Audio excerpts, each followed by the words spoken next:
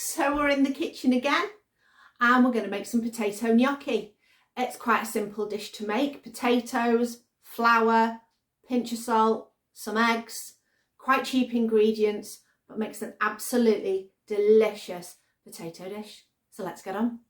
So here I have some potatoes that I was donated, and I have boiled these and they are nice and soft, ready to go through the potato ricer. Excellent. Right. So I've got my potato ricer here. This I have had for years. It's not the best one in the world. I think I would like a newer one at some point, but it sort of does the job. It does make your potatoes much easier to deal with and much more fluffy. So it is a great thing to do. My potatoes are not completely cold. They're still a little bit warm, only barely warm. It just means they're a little bit easier to handle. So I will, this is the reason why this is not the best one in the world. You want one that locks, it's great for washing because it comes apart, but you want one that locks into place a lot better. Yeah, so anyway, I will continue to rice these potatoes until I have filled the bowl with all the stuff that we need.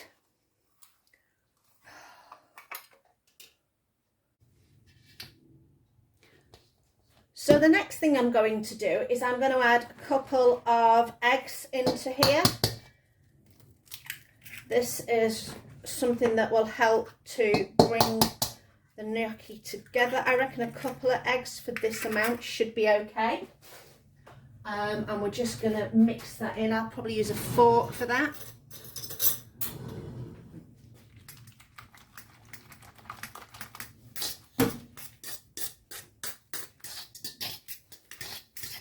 You don't want to overwork it because you don't want to start everything going stodgy. And then in terms of flour, you want to use plain flour. Self-raising won't work. It'll just, the bicarb in the self-raising and baking powder in the self-raising will just not react that well. So next what I'm going to do is I'm going to add some flour. Now, I do have my plain flour to use, but I did get on offer a lot of 00 flour, and this is just as good to use. So I'm going to start with a couple of cups of the 00. It's just a finer milled flour. It's often used for pasta, and it's fine to use. Whoop!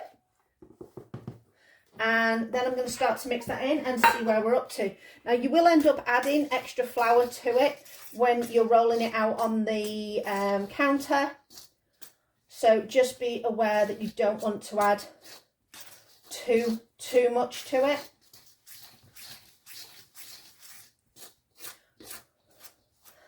Again, you don't want to build up too much gluten because it's just going to make it into a really tough dough. I'm going to add a little sprinkle of salt.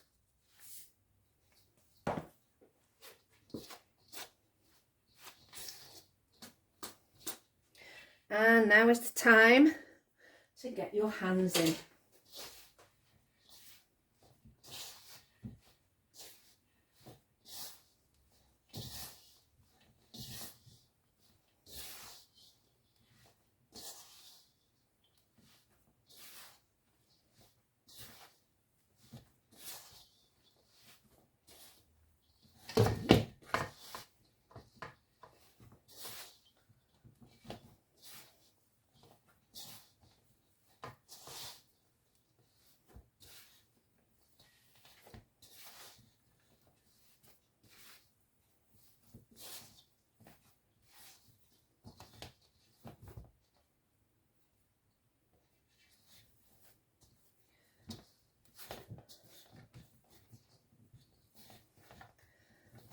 Okay, there you go. You started to make your ball.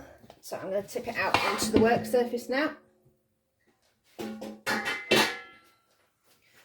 And just knead it very slightly just to Make sure it's all brought together. It's not sticking to the table at the moment, but I can start to see some of the starch build up. There we go. So I'm going to break this up into smaller portions to make it easier to work with. Good knife. There we go.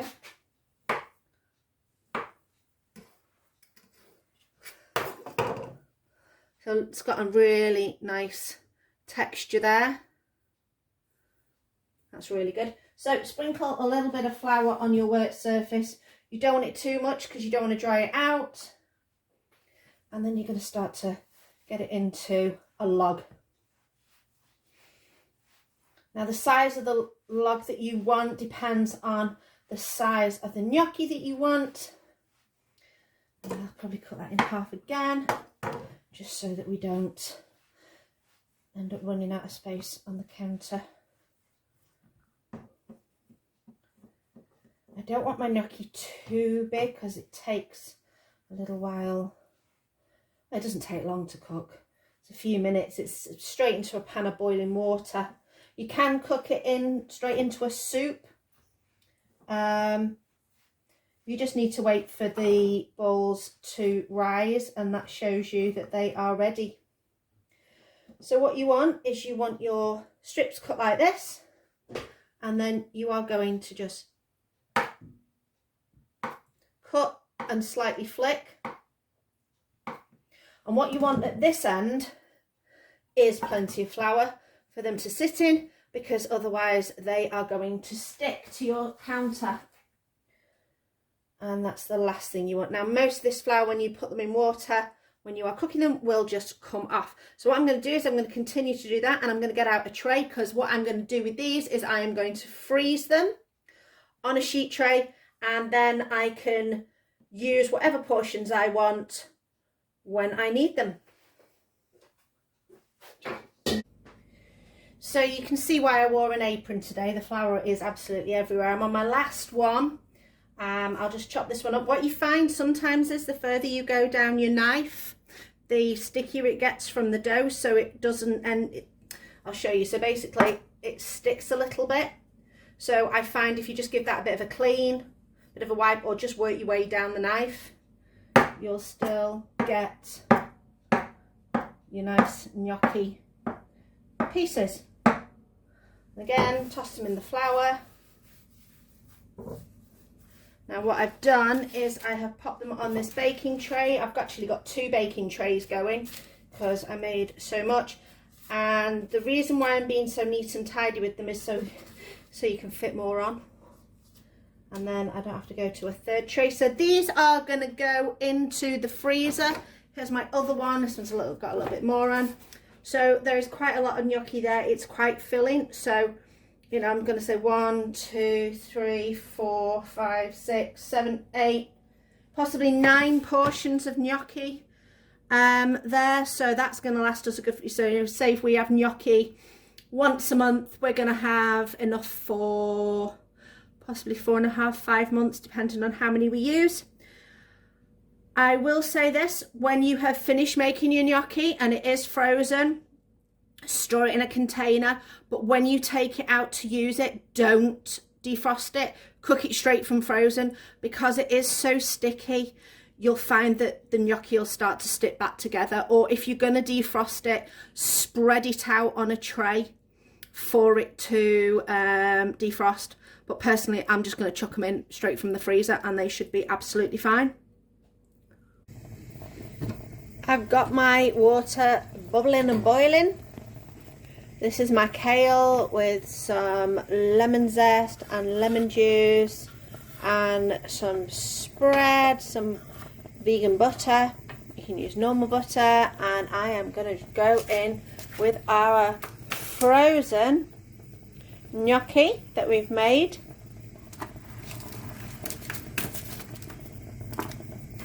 Put in as much as you feel is worth your portions.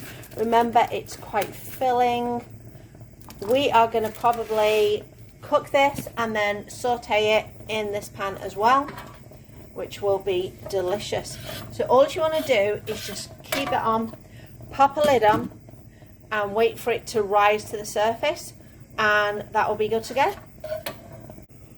So what I'm going to do now, as our butter spread is cooking down here and our pasta gnocchi is going here, I'm going to swap over the pans, because this is a lower heat, this is a high heat.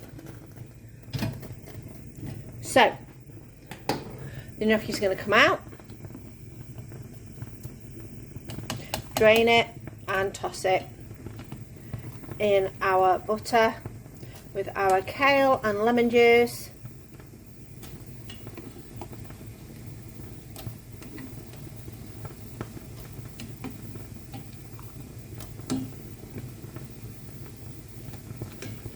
And turn the heat off the pasta. You can add a little bit of pasta water, but what I want to do here, just give it a little bit of stir. So leave this a minute or two, just to give it a stir. It gives it a nice bit of caramelisation, extra bit of flavour, really, really good. So the gnocchi has come out of the pan and it's into the frying pan.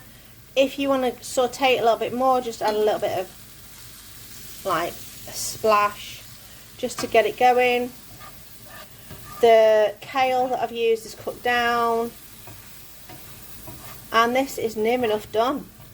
You can see it's got a nice little bit of brownness to it. Just give it a little bit longer. Don't shake your pan massively, particularly shake it like up here, because you're taking it off the heat. Keep it on the heat, shake it down there, or use something to move your stuff around with, so otherwise you just end up losing a load of heat. And this will be ready soon. So here's the pasta, well, the gnocchi, plenty there for a meal with some bread.